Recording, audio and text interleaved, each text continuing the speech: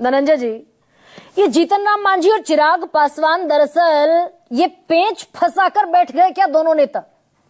263 सीटें तो बिहार विधानसभा में है नहीं, है 243। एक को 43 सीट चाहिए, एक कह रहा है 15 से 20 पर लड़ूंगा, नहीं तो 100 पर अकेले लड़ूंगा। गरिमा जी देखिए, हमारी नीति, नियत, नेतृत्व तो सब स्पष्ट है। हमारे यहाँ ना कोई फ्यूजन है ना कंफ्यूजन है, बस कंक्लूजन यही है कि बिहार में सरकार रिपीट होने जा रही है।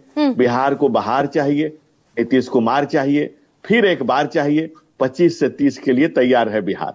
बिहार जो विकास की रफ्तार में है उस ढंग से बिहार में राजग में ऑल इज वेल है सब लोग। और अपेक्षाओं का होना कोई अपराध नहीं है। अगर कोई सीट की अब मांग कर रहा है, किसी को अपेक्षा है कि कुछ ज्यादा मिल जाए, तो हमारे अलायंस का नाम क्या है? National democratic alliance. यहाँ डेमोक्रेसी है, सबको अधिकार है, सबको इच्छा है कहने की कि हमें थोड़ा ज्यादा मिल जाए, थोड़ा ज्यादा मिल जाए। तो अपेक्षा है, अपेक्षा कोई गलत बात नहीं है। और हमारे यहाँ कोई दिक्कत नहीं है, किसी को भी दिक्कत नहीं है। भाई वो तो मीटिंग छोड़कर निकल ही गए 15 मिनट में।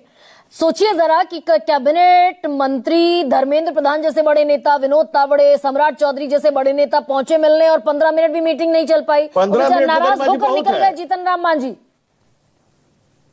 गरिमा जी 15 मिनट तो बहुत ज्यादा हो गया। हाँ। यहाँ तो कहते हैं ना कि आंखों ही आंखों में इशारा हो गया, बैठे बैठे जीने का सहारा हो गया। हाँ। 2 मिनट में अगर मन मिला हुआ है, दिल मिले हुए हैं, एक दूसरे से एक चीनी पानी की तरह मिले हुए हैं, तो मिनट सेकंड में बात हो जाती है, इशारों इशारों में बात हो जाती है। तो जीतन राम मांझी दरअसल पलटते क्यों नजर आए? भाई पहले कह रहे थे कि कोई औपचारिक कोई सीट शेयरिंग पर बात ही नहीं हुई, अनौपचारिक मीटिंग थी।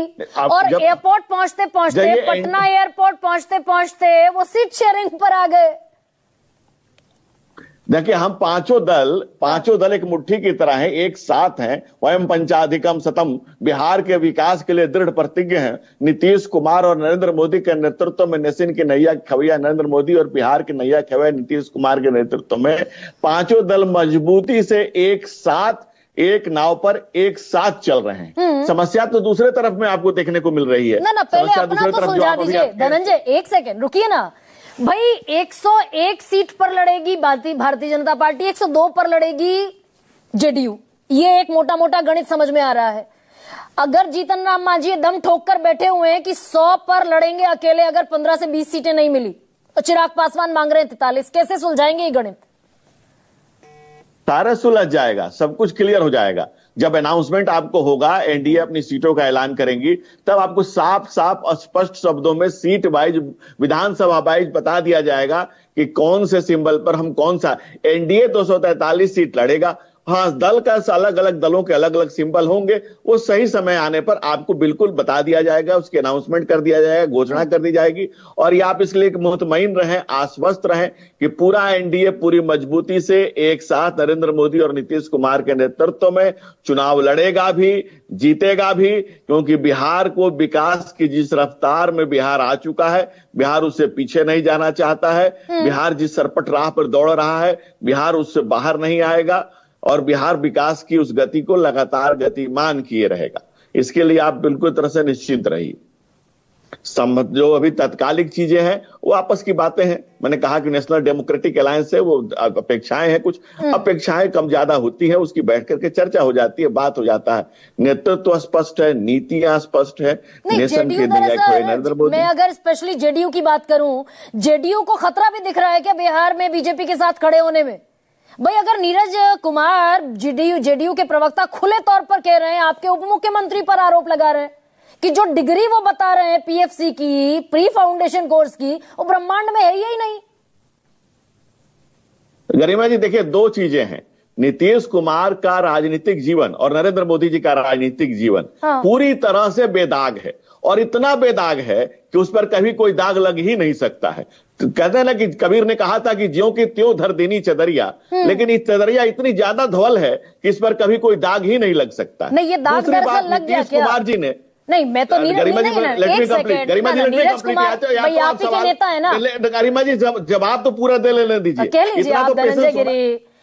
लेकिन आपके नेता कह रहे हैं कि मैंने प्री फाउंडेशन कोर्स किया है कामराज यूनिवर्सिटी से, और नीरज कुमार कह रहे हैं, आप ही के साथी कह रहे हैं कि ये ब्रह्मांड में यूनिवर्सिटी एग्जिस्ट नहीं करती। गरिमा जी, मैं पूरी बात सुनता हूँ हाँ। और स्पष्ट उसका जवाब देता हूँ। मैंने पहले भी आपने यही सवाल किया, आपने रिपीट करके अपना, मेरा और देश के जनता का समय बर्बाद किया। मैं उसी को रिपीट कर रहा हूँ और आपने सम्राट चौधरी जी को खुद बैठा करके 1 घंटा पूछा है, तो मैं इस बात को पूरा स्पष्ट बता देता हूँ, पूरा स्पष्ट कर रहा हूँ कि नीतीश कुमार जी का नेतृत्व में और नीतीश कुमार जी का पूरा जीवन वो बेदाग है जिस पर कोई दाग लग ही नहीं सकता। और दूसरी बात में आता हूं, नीतीश कुमार जी ने कभी किसी को नहीं कहा कि दाग अच्छे हैं। हाँ। जीवन में कभी किसी के लिए नहीं कहा कि दाग अच्छे हैं। हाँ। लेकिन सबसे जरूर पूछा कि क्या दाग सच्चे हैं।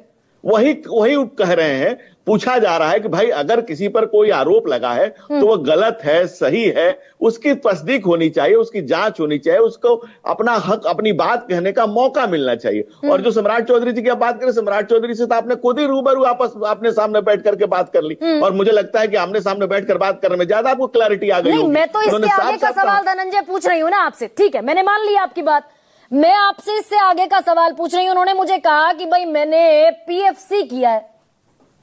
मैंने पूछा पीएफसी क्या है, उन्होंने कहा प्री फाउंडेशन कोर्स है, मैंने कामराज यूनिवर्सिटी से किया है। इसके बाद नीरज कुमार कहते दिख रहे हैं, राजीव जी बैठे हुए हैं यहां, इसके बाद जेडीयू के प्रवक्ता, जेडीयू के बड़े नेता कह रहे हैं कि भाई ब्रह्मांड में ये यूनिवर्सिटी एग्जिस्ट नहीं करती है, यही नहीं ब्रह्मांड में। मैं तो इस पर सवाल पूछ रही हूं, यानी कुछ फर्जीवाड़ा है जिसकी तरफ जेडीयू इशारा कर रहा है। नहीं, इसीलिए मैंने आपसे कहा कि जिस पर भी जो आरोप लगे हैं, जो कोई भी अपना, उन्होंने कहा कि मैं एफिडेविट करता हूं और लगातार वो एफिडेविट करते रहे। उन एफिडेविट में उनका सच सामने है और कोई गलत एफिडेविट कर नहीं सकता न्यायालय के सामने। वो तो कोर्ट का मामला है, मैटर ऑफ कोर्ट है। उस भारत के संविधान में पूरी आस्था और निष्ठा रखते हैं। उन्होंने आपको भी बताया कि भाई मैंने सारा एफिडेविट करके रखा हुआ है, कोई भी व्यक्ति चाहे तो देख ले, अगर उसको गलत लगता है तो उसके खिलाफ न्यायालय खुले हुए हैं, संविधान। तो अगर एक सेकंड, कोई नरेंद्र मोदी रोक रहे हैं, ना किसी को नीतीश कुमार रोक रहे हैं। तो एफिडेविट में तो 10वीं लिखी ही नहीं उन्होंने। एफिडेविट में तो एक एफिडेविट में 7वीं पास है और दूसरे एफिडेविट में 2020 वाले में delete from the university of university of California का जिक्र है, मैट्रिक का तो जिक्र ही नहीं है उसमें। ये दोनों बातें तो आपको बता चुके हैं मंच पर उन्होंने। हाँ। आपके सामने ही आपको बताया था कि ये चीजें मैंने लिख रखी है और ये सारे एफिडेविट कर रखे हैं। अगर आपको इसकी आगे की कोई जानकारी चाहिए तो उन्होंने आपसे कहा था कि थोड़ी सी मेहनत आप भी करिए, उन कागजातों को निकालिए, उसकी जांच करिए। प्रधानमंत्री मोदी की डिग्री पर नहीं, कहां से कामराज यूनिवर्सिटी आपको प्रोवाइड करा देगी? प्रधानमंत्री नरेंद्र मोदी की डिग्री पर सवाल था, दिल्ली हाईकोर्ट ने कहा प्राइवेट मसला है, प्रिवेसी का मसला है। कौन यूनिवर्सिटी आपको निकाल कर दे देगी डॉक्यूमेंट?